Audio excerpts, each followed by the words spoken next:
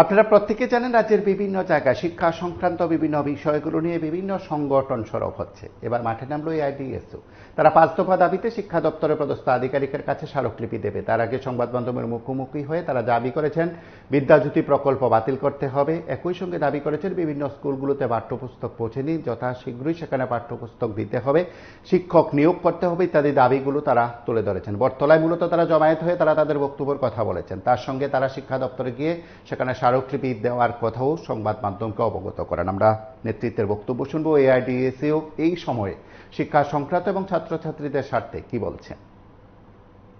আমরা এআইডিএসও ছাত্র সংগঠনের পক্ষ থেকে আজকে আমরা শিক্ষার 5 দফা দাবিতে এখানে আমরা বিক্ষোভ সভা অনুষ্ঠিত করছি এবং এই বিক্ষোভ সভায় আমাদের 5টা দাবি। আমরা এখান থেকে এই বিক্ষোভ শেষে আমরা শিক্ষা ভবনের মাননীয় মাধ্যমিক শিক্ষা অধিকর্তার নিকট আমরা আজকে মেমোরেন্ডাম সাবমিট করব।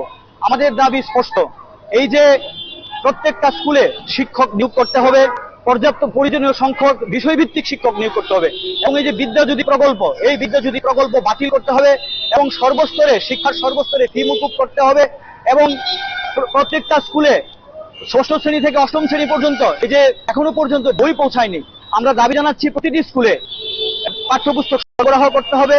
এই দাবির ভিত্তিতে আজকে আমরা এখানে বিক্ষোভ সভা অনুষ্ঠিত করছি। আপনারা দেখছেন যে প্রতিনিয়তই রাজ্যের যে সরকারি শিক্ষা ব্যবস্থা, এই শিক্ষা ব্যবস্থার মান ধ্বংসের দিকে যাচ্ছে। প্রত্যেক দিন পত্রিকায় আমরা দেখছি কি শিক্ষার বিভিন্ন সমস্যার দাবিতে ছাত্রছাত্রীরা ক্লাস বন্ধ করে রাস্তায় ধর্ণা দিতে বাধ্য হচ্ছে। কোথাও শিক্ষকের সমস্যা, কোথাও বিভিন্ন ধরনের শিক্ষার সমস্যা নিয়ে প্রায় প্রতিদিন পত্রিকায় উঠছে। এবং এই বিদ্যাজ্যোতি প্রকল্পে 125টা বিদ্যাজ্যোতি স্কুলে আমরা আজকে কি লক্ষ্য করছি যে ছাত্রছাত্রীরা একদিকে স্কুল ডেভেলপমেন্ট ফি তারা দিতে হচ্ছে 1000 টাকা, তারপর মাইগ্রেশন ফি দিতে হচ্ছে আনুষঙ্গিক অনেক টাকা, সেই ক্ষেত্রে 2000 2500 টাকা পর্যন্ত ছাত্রদের দিতে হচ্ছে। তাহলে এটা কেন? এটা কি সত্যি শিক্ষার গুণগত শিক্ষা হবে? আমরা তাও লক্ষ্য করছি যে প্রত্যেকটা স্কুলের মধ্যে দেখুন গিয়ে যে সেখানে কোনো পূর্ণাঙ্গ সিলেবাসের বই নেই। ছাত্রছাত্রীরা পুরনো সিলেবাস দিয়েই পড়াশোনা করছে। শিক্ষকরা বলছে যে পুরনো সিলেবাস অনুসারেই পড়াশোনা করো এবং পরীক্ষা হবে। তাহলে শিক্ষার কোথায় গুণগত মান? এবং রিসেন্টলি পত্রিকায় যে প্রকাশিত হলো 588টা বিদ্যালয়ে মাত্র 1জন শিক্ষক। ভাবা যায়? তাহলে এই অবস্থাতে তো বোঝা যায় যে রাজ্যের সরকারি শিক্ষার ব্যবস্থাটা কোন জায়গায় নামছে। ফলে এই যে বিদ্যাজ্যোতি স্কুলে ছাত্রছাত্রীদের একটা মানসিক চাপ, একদিকে টাকা জমা দেওয়া, আরেকদিকে 9ম শ্রেণী থেকে ইংরেজি বিষয় হঠাৎ করে আচমকা তাদেরকে ঘোষণা দেওয়া হলো যে ইংরেজিতেই পড়াশোনা করতে হবে। এটা তো অবাস্তব এবং অকল্পনীয়।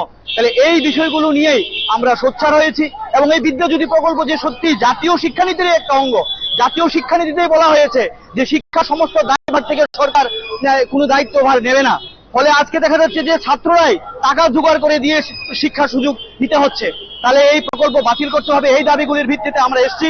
আমরা এখানে বিক্ষোভ সভা শেষেই আমরা মাননীয় মাধ্যমিক শিক্ষা অধিকর্তার কাছে যাব এবং আমরা আপনাদের মাধ্যমে সবাইকে আহ্বান রাখতে চাই রাজ্যের ছাত্র সমাজ, সমস্ত শিক্ষা অনুরাগী মানুষের কাছে যে অবিলম্বে সরকারি শিক্ষা ব্যবস্থাটাকে রক্ষা করুন। সরকারি শিক্ষা ব্যবস্থা যদি রক্ষা না হয় তাহলে ছেলে মেয়ের ভবিষ্যৎ অন্ধকার। এই আহ্বানটুকুই আপনাদের মাধ্যমে আমি রাজ্যবাসীর কাছে রাখতে চাই। আমি রামপ্রসাদ আচার্য, অল ইন্ডিয়া ডেমোক্রেটিক স্টুডেন্টস অর্গানাইজেশনের রাজ্য সভাপতি। আপনারা শুনলেন সংগঠনের রাজ্য সভাপতির বক্তব্য। তার পাশাপাশি তারা এই 5 দফা দাবি শিক্ষা দপ্তরের আধিকারিকের কাছে পৌঁছে দেবেন। আপনারা দেখতে থাকুন PB24।